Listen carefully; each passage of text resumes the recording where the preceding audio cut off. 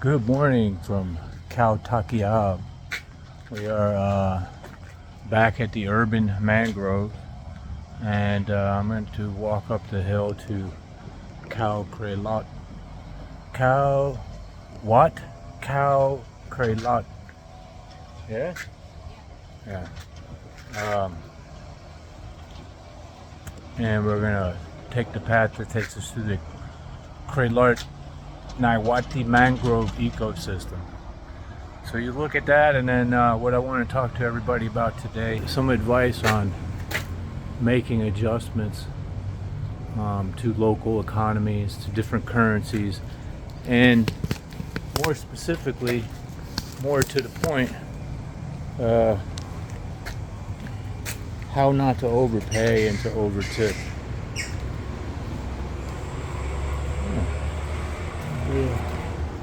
Wildlife this morning. When people travel, the first challenge is going to be currency, right? So if you're going into the Eurozone and you're going to one of the countries that uses Euro, it's not so hard because Euro is pretty close to the dollar, a little bit stronger, usually by about 10%. So it's easy to add that on and do your conversions. When you go to other EU countries or non-EU countries, you're going to deal with some weird currencies, the Romanian lei, for one example. And so you're going to have to start to think in terms of converting that, or like me, have your calculator out all the time and just kind of figure out what things cost. The mistake comes when, let's take a look at this bird and we'll get back on topic. That's a good looking bird. I've seen it eating fish in here before. That was fun to watch. So you have the conversion issue to begin with, and then you kind of have to convert it into dollars to kind of get a picture of how much it costs based on the dollar, based on what you pay in your economy.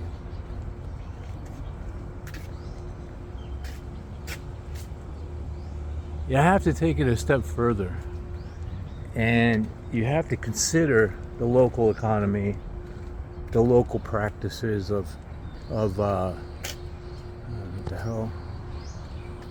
The local practices of the people. So, for example, in Greece don't really tip very well. Okay, some do. I'm probably gonna get some comment. Bullshit! I'm Greek and I always tip well, and so on and so forth. But in general, they don't tip very well. These little critters, I can't tell if they're crabs or fish, they dig these little holes and they come in and out. I don't know if that's showing up on the camera. And so, a lot of times when you go to an establishment, they're going to have a table charge or a service charge. And that's going to be 10%. Most tourists are not really going to notice that for anything. And a lot of times it's not being shared with the staff anyway. But then you feel like you got good service and you're going to tip 20%, like you would in the United States, right? The problem with that is, fucking Spotify. The problem with that is that you're going above and beyond what would naturally be given to these people, which is close to nothing, rounding up. Maybe sometimes if it's a big shot Greek or something, maybe they're going to give a 10% tip, 15 maybe is a huge tip, and you're sitting there giving 20, sometimes more. This disparity gets even worse when people travel to countries like Thailand, where you're getting so much for your dollar and things come across as being so cheap, especially relative to the economies that you're coming from. Um,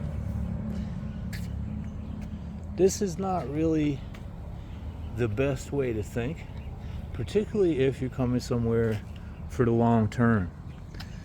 And so what you're effectively doing when you're not haggling over 20 baht, because it's only 50 cents, for crying out loud, when you're not hassling a taxi driver by an extra 100, when you're given a 150 baht tip because it's only a couple of dollars, you're ultimately driving the cost up for everybody, including yourself.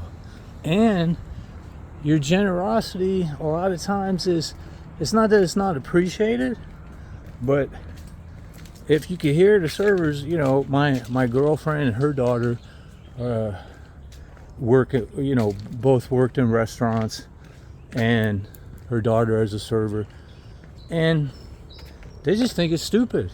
They're happy that you left $1,000 tip, but they say you're stupid, and then they also look at you as like you squander your money.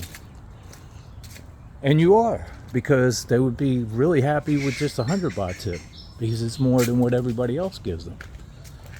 And so, same difference. I'll haggle with a tuk-tuk driver over 20 baht, and I'll walk away over that 20 baht. It's not because I don't have the 20 baht, or the 20 baht is exorbitant compared to the economies that I've lived in, but it's because of the principle of the thing.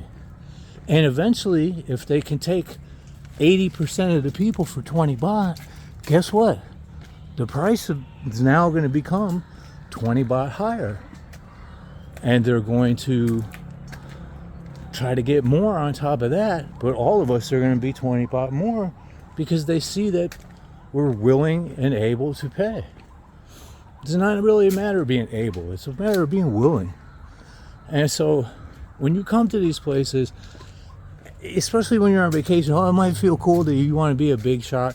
You're going down, you're partying with the bar girls, you're going to buy a shot tower for whatever they cost, 25,000 baht, man, and everybody, you're going to be the man for the night. They just think you're fucking foolish, and they're going to try to get more out of you. And so I keep seeing little movements that I know is not being captured on the camera.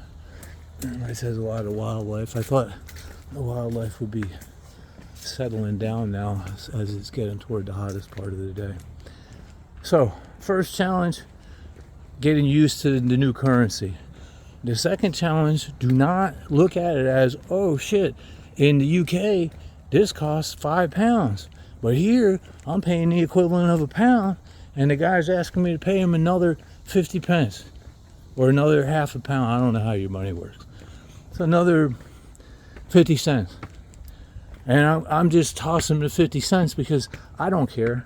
But now you just paid 50% more than what's customary for the product.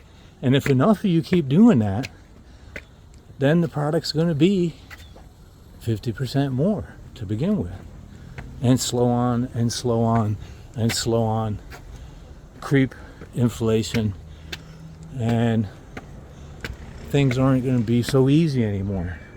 And the videos of dudes claiming that they live here for 1,200 bucks are going to get less and less because your 60 baht meal is now 100.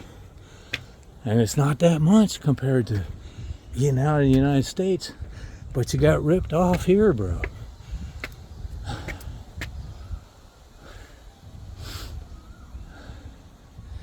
Climbing up to that is shouldn't be challenging for most people. If I can do it, you can do it. But the point of the video is, and I'll make another one when I get up to the Wat area, stop overpaying for shit. Stop thinking you're changing somebody's life by giving them 1,000 baht or by tipping them 50% of what the actual bill was. Just stop all that nonsense, because you ruin it for yourself and you ruin it for others. Be generous, but factor in the economy and what's customary. And if you want to be a little bit above and beyond that, by all means, be generous with your money, but don't be foolish. Be well.